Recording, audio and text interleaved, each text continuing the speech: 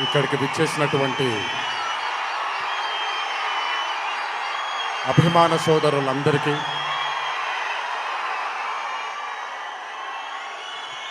మళ్ళీ ఎప్పుడు కనబడతాను తెలియదు, ఒకసారి మాట్లాడినివ్వండి తనివి తీరాలి.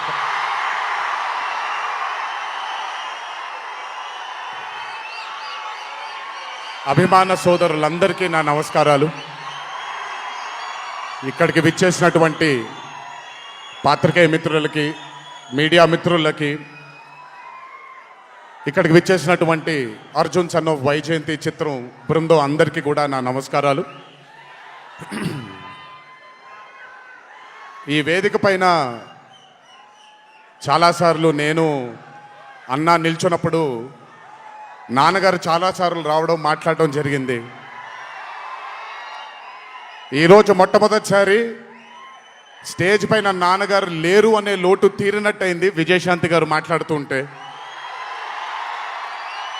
నాకొక్క క్షణం అర్జున్ సన్ ఆఫ్ వైజయంతి చిత్రంలో నాన్నగారు ఈరోజు ప్రీ రిలీజ్ ఫంక్షన్ రోజు నాన్నగారు ఉండుంటే ఎలా ఉంటుందో అది ఈరోజు విజయశాంతి గారు మాట్లాడినప్పుడు నాకు ఆ లోటు భర్తీ అయిపోయింది. చాలామంది హీరోలు చాలామందికి రంజింపజేసి చాలామందిని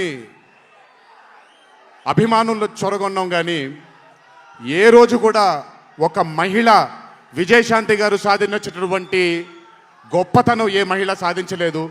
కేవలం మన తెలుగు చలన చిత్రసీమలోనే కాదు, భారతదేశపు చిత్రపటంలో హీరోలతో ఈక్వల్గా నిల్చున్న ఏకైక మహిళ ఎవరైనా ఉన్నారంటే అది విజయశాంతి గారు ఒక్కళ్ళే. కర్తవ్యం అవ్వచ్చు, ప్రతిఘటన అవ్వచ్చు, మగరాయుడు అనే మూవీ అవ్వచ్చు, ఆవిడ చేసినటువంటి ఎన్నో సినిమాలైనా మీరు చూసుకుంటే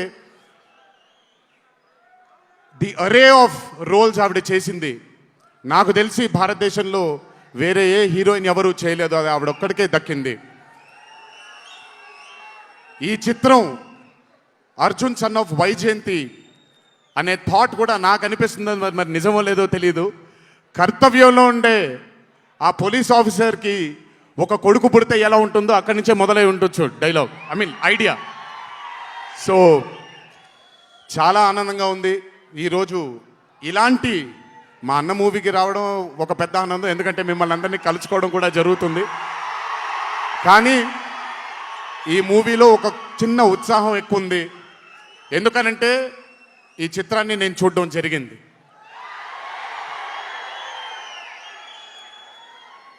విజయశాంతి గారు లేకపోతే ఈ చిత్రం లేదు, పృథ్వీ గారు లేకపోతే ఈ చిత్రం లేదు, సోహేల్ ఖాన్ గారు లేకపోతే ఈ చిత్రం లేదు, ఈ చిత్రానికి ప్రదీప్ చిల్కూరి గారు డైరెక్టర్ కాకపోతే ఈ చిత్రం లేదు, ఈ చిత్రానికి సునీల్ గారు, అశోక్ గారు ఇద్దరు ప్రొడ్యూసర్లు కాకపోతే ఈ చిత్రం లేదు.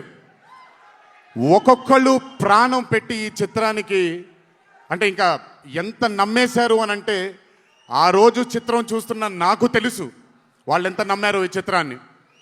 18వ తారీఖు మీ అందరి ముందుకు రాబోతుంది ఈ చిత్రం. రాసి పెట్టుకోండి, ఆఖరిగా వచ్చే 20 నిమిషాలు మాత్రం థియేటర్లో కూర్చున్న ప్రతి ఒక్కళ్ళ కళ్ళల్లో నీళ్లు తిరక్కపోతే అంత అద్భుతంగా ఈ చిత్రాన్ని మలచడం జరిగింది ప్రదీప్ గారు డైరెక్టర్గా. ప్రతిసారి నేను చెప్తుంటాను కాలర్ ఎగరేయమని. అన్న ఒకసారి కాలర్ మీరు ఎగరేయండి సార్, ఎగరేయండి అన్న, బాగుంటుంది. పోనీ ఈసారి కళ్యాణ్ అన్న కాలర్ నేనే ఎగరేస్తున్నాను.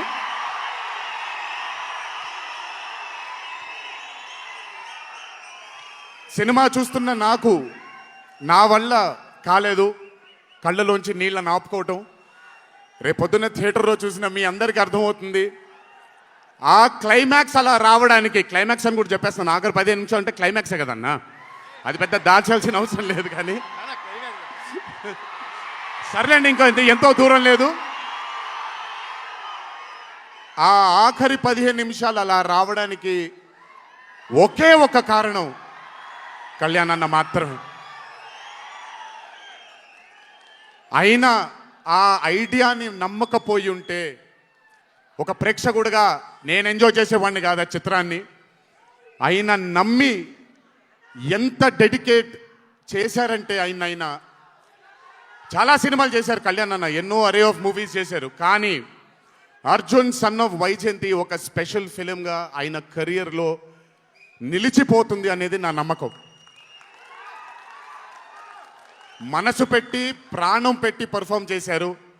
బహుశా అది విజయశాంతి గారు కాకుండా వేరే యాక్టర్ అయి ఉంటే మరి ఆయన అంత అద్భుతంగా చేసేవాళ్ళు నాకు తెలియదు. నమ్మేశారు ఆయన. అమ్మా అమ్మా అమ్మా అమ్మా అని నమ్మేసి పూర్తిగా విజయశాంతి గారిని ఆయన నమ్మేసి ఒక తల్లిగా నమ్మేశారు కాబట్టి అంత అద్భుతంగా పర్ఫామ్ చేయడం జరిగింది. చూడండి 18వ తారీఖు రాబోతుంది.